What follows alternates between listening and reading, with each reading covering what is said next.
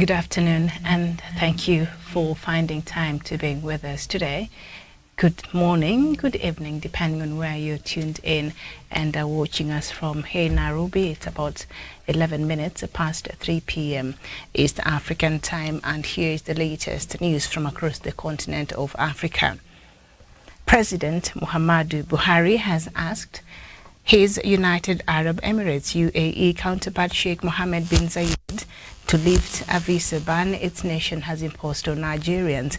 Nigeria and the UAE have been embroiled in several diplomatic disputes, with the UAE imposing a visa ban on Nigerians and suspending its national carrier, Emirates Airlines, from operating in Nigeria since October 2022. Now, President Buhari assured the UAE that judicial sanctions will be imposed on Nigerians found to have committed criminal acts in their country. The African Union has appointed former President of Kenya, Uhuru Kenyatta, to lead its observation mission in the forthcoming general election in Nigeria. Nigerians go to the polls on 25th of February. The observer mission includes representatives from the AU member states, election bodies, civil society, independent experts and AU organs. Its objective include providing an accurate and impartial assessment of the electoral process and offering recommendations for improvement of future elections based on the findings. It is also expected to demonstrate AU solidarity and support towards consolidation of democracy, peace and stability and development in Nigeria. And then we head over to Ethiopia. And hundreds of followers of the main Christian Orthodox Church in Ethiopia have been arrested in recent days following tensions with the authorities. Lawyers representing the religious institutions have confirmed with the media. The head of the church's legal team, Ayeleo Bitania, said the number of those who have been detained are more than 200. Most of the detainees were held in the capital, Addis Ababa, and districts near the city, but some of them have been taken to an army camp more than 200 kilometers east of Addis, confirmed the lawyer.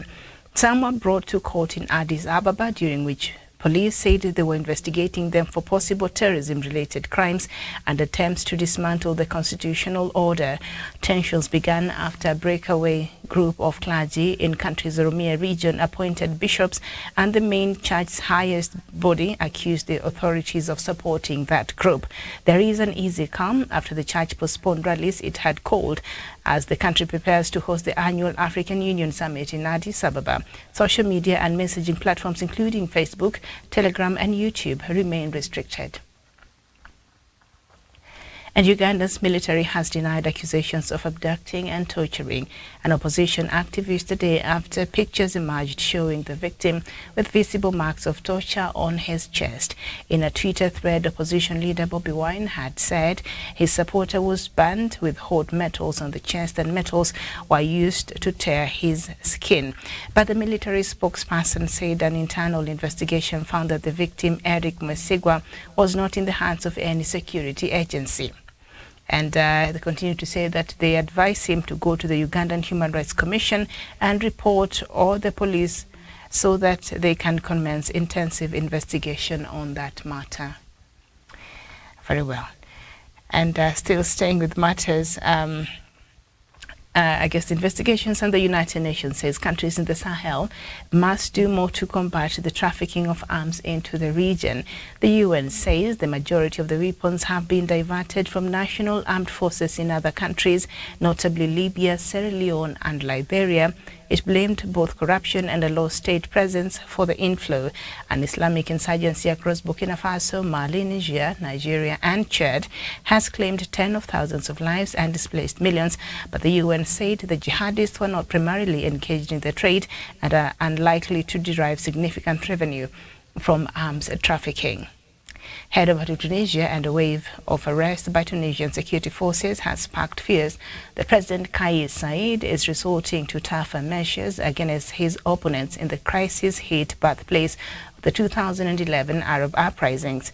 The latest arrests, including senior figures in the Islamist-inspired EALA party, came a year and a half after Saied sacked the government, froze parliament and seized far-reaching powers in what his rivals have described as a coup. In a number of sites, opponents have seen be questioned or placed on a trial in military courts. The arrest since Saturday of the head of the country's most popular radio station and a prominent businessman, along with several other public figures, appear to mark an escalation. We go to Somalia. The government of Somalia has ordered telecommunications firms, money transfer banks, and other business entities to register their businesses and clients with the authorities to curb money laundering and terrorism financing, state-owned Somalia National TV has reported. In a news conference on Tuesday, Information Minister Daud Awais also asked mobile service providers to register clients and collect their personal data, including fingerprints and photographs. The minister said the government's National Anti-Money Laundering and Countering the Financing of Terrorism Committee has also warned the public against the militants. He also asked businesses to register with the government and warned that any business or properties found to be associated with the militants will be seized. The minister added that licenses will be revoked for any company that violates the government's directive. He said the move was aimed at cutting the revenue streams of militants and prevent terrorism-related money laundering. On Tuesday, the spy agency warned traders against traveling to Al-Shabaab-controlled areas in response to summons from the militant group. Back to Uganda, and opposition leaders welcomed the release on bail on Monday night of two legislators allied to the National Unity Platform led by Bobi Wine. Despite several bail applications by lawyers in recent months, the prosecutor had blocked the request on the grounds that the legislators would interfere with the investigations. The legislators Alan Asewanyana and Mohamed Segirinya were incarcerated for 17 months on charges including murder, attempted murder, and aiding and abetting terrorism. They were held despite a law requiring that suspects in criminal cases be automatically granted bail after being held for 6 months on remand. Early this month, Supreme Court Justice Alphonse Owiny Dolo condemned the delayed prosecution of the two legislators and demanded that the state begin their trial whether prepared or not. The Chief Justice warned the Public Prosecution Office not to be accomplice in denying anyone justice. The leader of the opposition in Parliament, Mathias Mpuga, said the matter of the two legislators was not an issue of prosecution, but instead of persecution for their political views. And the African Union Commission announced on Tuesday, I think we've done that, the former President of Kenya, which will be heading that observer mission to Nigeria. So I apologize for that. But also we stay with Uganda. Ugandan judiciary is investigating a senior court clerk on allegations that she forged a judgment release order involving South Sudan tycoon and gold dealer Lawrence Lual Malong Yor. Local media reports has it that Jane Appiah is accused of generating a fake release judgment order for Malong on January 13th this year. Henry Twino Muhwenzi, the assistant registrar who signed off the questionable release order, has been punished with a transfer to a lower court. The Daily Monitor has reported after Malong appealed in his 3-year conviction by the Ugandan Anti-Corruption Court, Jane Appiah, the clerk under investigation, had said that the sentence has been set aside by the court. She added that Malong should be released with immediate effect from prison unless held on lawful charges. However, a judgment order seen by the Daily Monitor indicates that Malong's appeal had been quashed, although his sentence lessened from 3 years to 2 years. Malong, a controversial socialite and a business tycoon known for posting with bundles of US dollars, previously accused the anti-corruption judge of having sentenced him because he refused to pay a $400,000 bribe. And the Democratic Republic of Congo representatives of the East African Legislative Assembly, EALA, have boycotted a retreat of the members of the regional body that is being held in Kampala, Uganda. Mr. Stephen Odongo, a Ugandan representative in the EAL, said that the DRC counterparts were concerned about their security while in Kampala. They are said to have avoided entering Rwanda for the committee sessions of the EALA on the same grounds. Members of the regional body were Monday evening hosted to a dinner by the Speaker of the Ugandan Parliament, Anita Among, at her residence in Kampala, where she committed to have the speakers of the respective parliaments in the region develop standards to be observed by EALA members. DRC last year severed relations with Rwanda as the former accused Kigali of providing material support to the M23 rebels who have captured territory around North Kivu province. Both the United Nations and the United States have accused Rwanda of supporting the rebels, but Rwanda has vehemently denied these allegations. However, relationship between Kampala and Kinshasa appear to have been warm, signified by the signed status of the forces agreement, which has allowed the Uganda's People Defense Forces UPDF to hunt down the Allied Democratic Forces ADF rebel group in the jungles of the eastern DRC. The same cannot be said for Rwanda, whose deployment of the country's army as part of the EAC Joint Regional Force has been objected by the Democratic Republic of Congo. And we head over to Zimbabwe. The United Nations experts on Tuesday urged Zimbabwean President Emmerson Mnangagwa to refrain from signing into a law a bill that they say will severely restrict civic space and the right to freedom of association. The intervention following the passing of the Private Voluntary Organizations PVO amendment bill, which seeks to restrict operations of civil society organizations in Zimbabwe.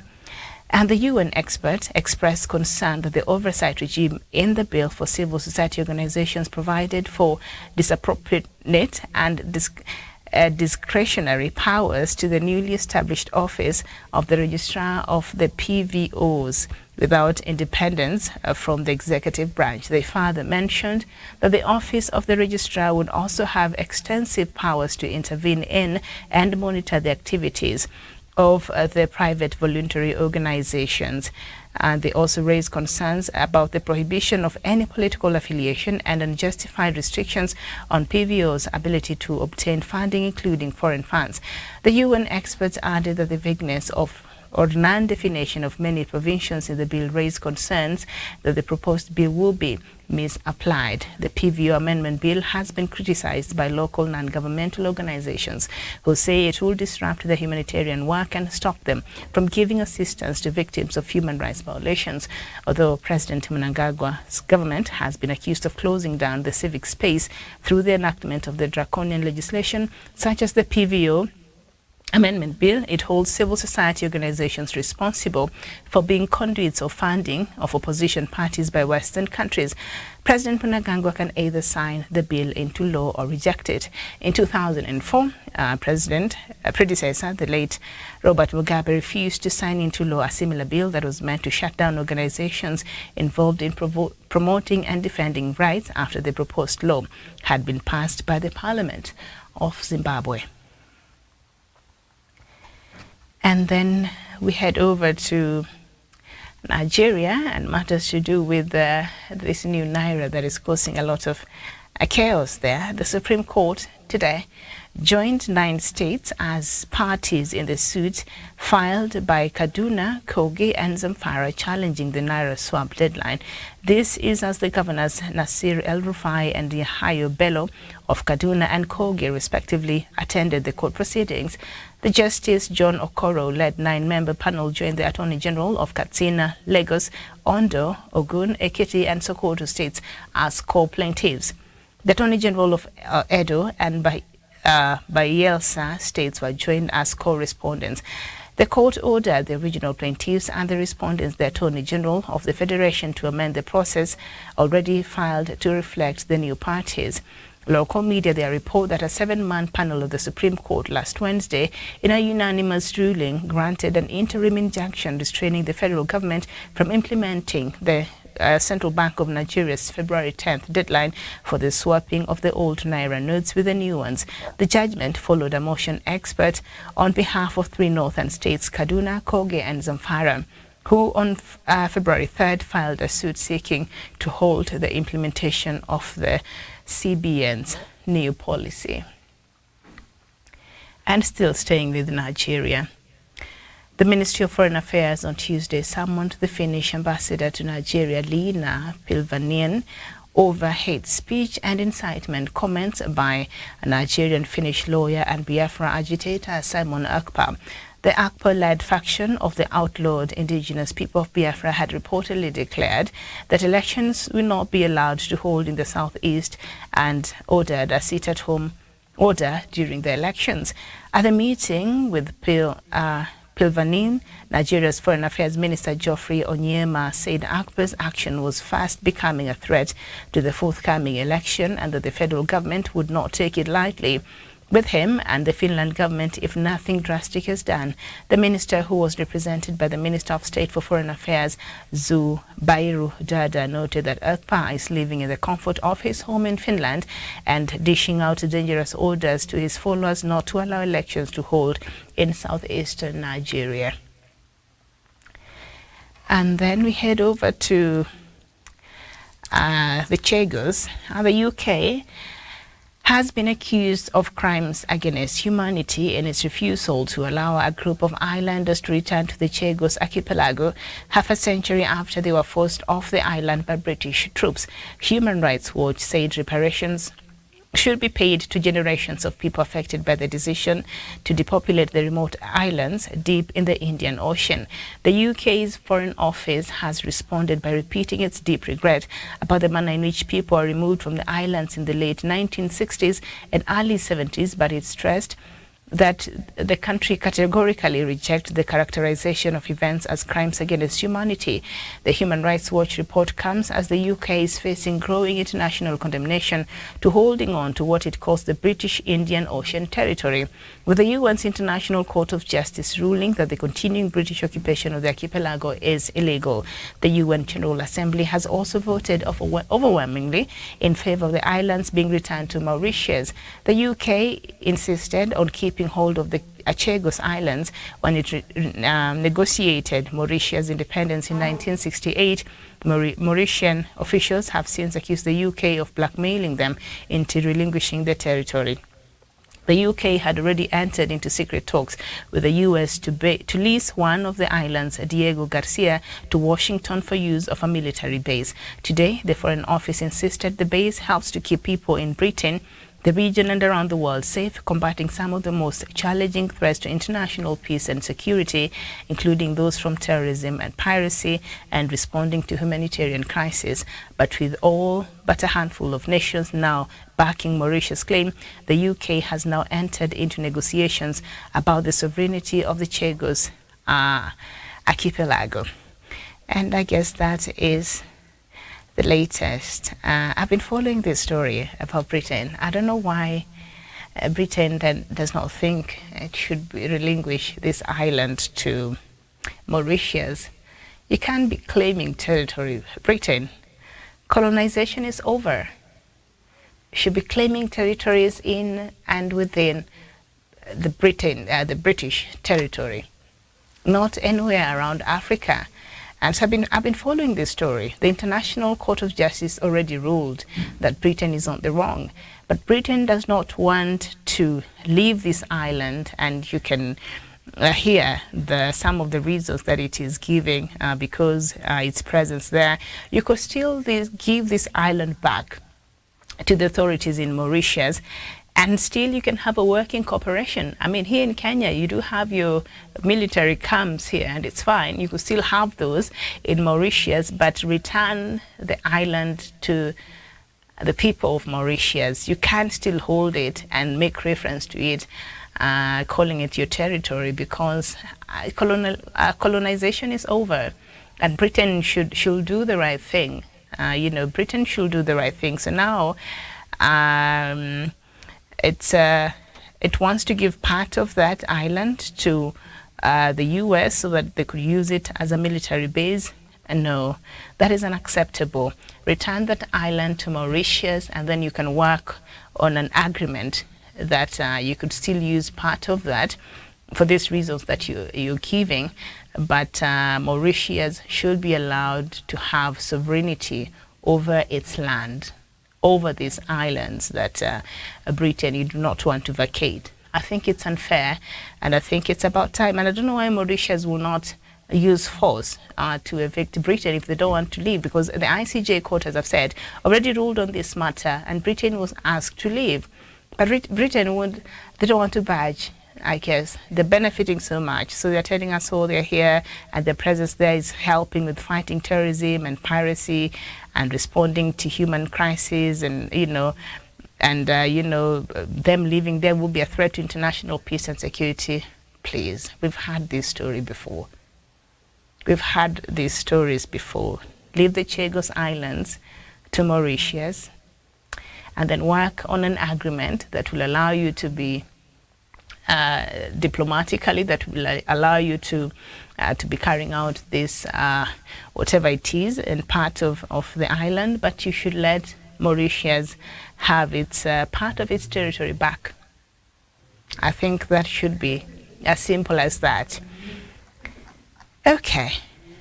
All right, so I'll skip that issue of Simon Ekpa. He's in Finland and he's been talking, and apparently called for the people of Southeast not to participate in the upcoming elections. And so the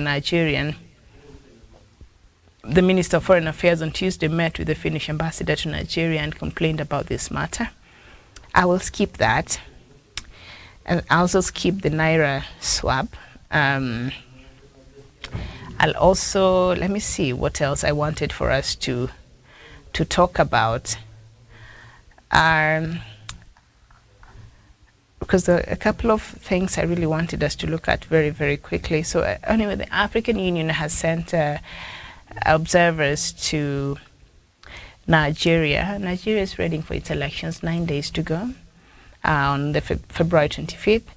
And former president of Kenya, Uhuru Kenyatta, will be leading the AU delegation. So while they're there, the mission has an objective, and its objective is to ensure that an accurate and impartial assessment of the electoral process, and offer recommendations for any improvement in future polls, and to demonstrate an AU support towards consolidation of democracy, peace, stability, and development in Nigeria. And I guess this is usually the mandate and the objective of this AU observer missions in different African countries. And when you look at it, it's very clear. But even the assessment and all this, and these recommendations, if they give back to these countries, do they ever listen? Do they ever take these things seriously, the recommendations that perhaps the AU does after the observer mission has been there? I doubt that is what happens, because you see a repeat of all these ills around the electioneering period, as we have been seeing across the continent of Africa. So, right, there's a story I really wanted us to look at. Anyway, I can't seem to find it. But there's so much. Perhaps we'll have these conversations tomorrow in the morning, God willing. But I think you are now up to date. I'll just leave it here for right now. I'll see you here tomorrow, 10 a.m. East African time, God willing. And thank you so much for your time this afternoon. Enjoy the rest of your day. Bye-bye. Rivers do not drink their own water. Trees do not eat their own fruit. The sun does not shine on itself, and flowers do not spread their fragrance for themselves. Living for others is a rule of nature. We are all born to help each other. No matter how difficult it is, life is good when you are happy, but much better when others are happy because of you.